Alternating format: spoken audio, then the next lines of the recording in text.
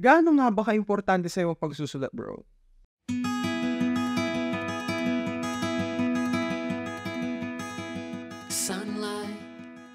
Para sa akin kasi, sobrang importante ng pagsusulat. Kasi dito ko na-express yung mga tumatakbo sa isip ko. Yung mga thoughts na pumapasok sa isip ko, nasusulat ko sila into words. If may mga bagong ideas akong naiisip, isusulat ko lang sila para hindi ko makalimutan. Pag meron akong araw or experience na ayaw kong makalimutan, ita-transfer ko yung mga nangyari dito sa notebook para pwede ko silang balikan yung mga memories na yon anytime kasi nakatatak na sila dito sa notebook ko gamit yung ballpen. Exam niya ngayon bro, kaya hindi siya pwedeng malate. Yan siya oh, pupunta na. Os, wala ka pang socks. Wala ka pang medyas. Mag-medyas muna tayo, ha? Anong wag na? Yun o, yung medyas niya. So yung mga bro, pang umaga siya ngayon, yung schedule niya ng exam, kaya tara. Kapag madami akong iniisip bro, nababawasan kapag sinusulat ko sila. For example, madami akong iniisip na problema. Kailangan ko silang mailabas sa isip ko bro. Good luck! Pwede kong i-share sa mga kaibigan ko pero iba pa din pagka sinusulat ko sila dito sa notebook. So yun mga bro, hihintayin ko na lang siya dito sa sa school niya. Dito na lang muna ako sa playground. Dito din ako dati nag-school bro nung elementary ako. Kaya dito ko na rin pinasok si Os. Kasi maganda rin naman yung quality ng education dito mga bro. Kaya goods. I make the problem obvious para mas madali ko silang masolusyonan. Mas madali akong makahanap ng mga bagay na pwede kong gawin sa problema na yon. Iba pa din kasi pagka nakikita ko yung mga problema, pagka binabasa ko sila, parang ang liwanag ng problema. So magiging maliwanag din yung solusyon. Isa pa, pag meron akong gustong sabihin sa ibang tao, tapos hindi ko masabi, halimbawa pagkagalit ako sa isang tao o nagtatampo, sinusulat ko muna at pag ready na akong sabihin, nandito lang siya dito sa notebook. Pwede kong i-type as a message sa messenger or pwede kong ipakita na lang sa kanila. Malapit sa sigurong matapos si Os. So ayun Os, habang hinihintay kita dito ako sa CISO, naglalaro muna habang tinatapos mo yung exam mo. Kasi mabilis ka lang naman kaya hintayin na kita. Nakakagaan lang ng pakiramdam pagka nagsusulat ako. At the same time, natatrack ko yung buhay ko. Tapos na siya mga bro.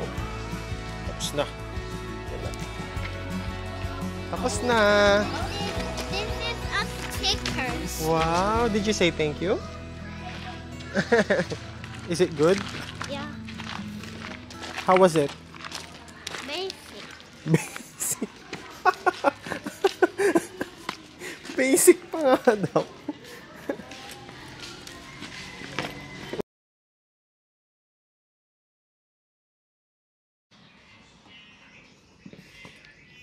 Thank you, Mr. Shane.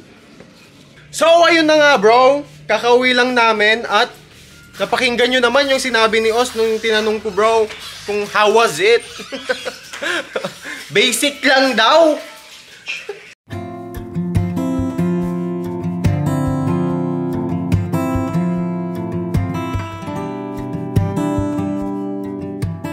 Nasusulat ko dito yung mga araw na masaya, mga araw na mabigat, malungkot, galit, yung mga araw na vulnerable ako, at syempre, yung mga araw na punong-puno ako ng pag-asa. Kaya, ayun bro, ganun ka-importante sa akin ang pagsusulat.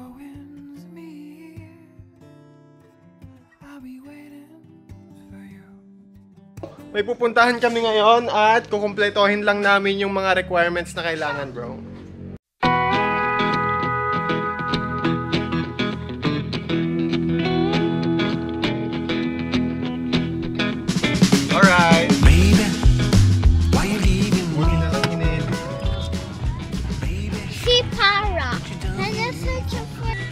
kumpleto na mga bro yung mga requirements. Let's go!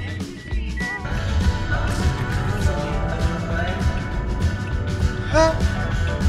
Bobby! Anong ginagawa natin dito? Mag-aaral na naman ako? Bakit nandito tayo sa TESDA? Mag-aaral na naman ako?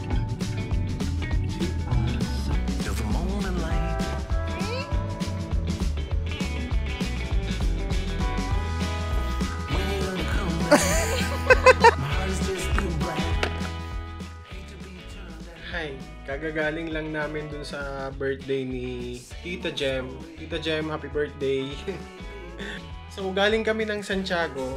Nagpa-enroll ako dun sa Sikat. At nakapag-enroll na ako. Maghihintay na lang ako ng mga kasama ko na mapuno yung subject, yung course, para makapag-umpisa. So, ayun. Kasi kailangan mo nang punuin yung subject. Ngayon ko lang din gagawin yung daily routine. Anong oras na? Mga 9 PM na. So, ayun, gawin na natin yung set number 1.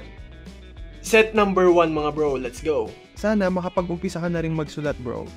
Maraming ballpen dyan, maraming notebook. Hinihintay nila yung mga isusulat mo sa kanila, bro. Yung mga sasabihin mo sa Ayun, kanila.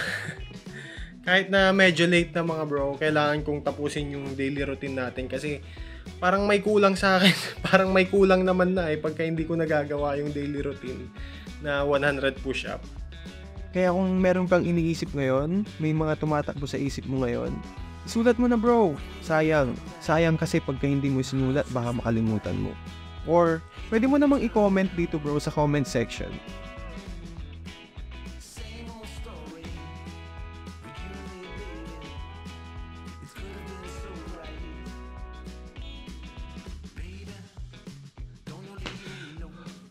So yun mga bro, that's 3 sets and we're good for today. Day number 21 mga bro. So, ayun, bro. Dito ko sinusulat lahat ng mga iniisip ko, yung mga naiisip ko. Yan. Yung mga gusto kong gawin in the future, dito ko siya sinusulat sa libro na to. At pinamagatan ko siyang kung ano-ano lang notebook. So, ayun mga bro. Hanggang dito na lang tong video na to. Hanggang sa muli, Daryl out. Peace bomb.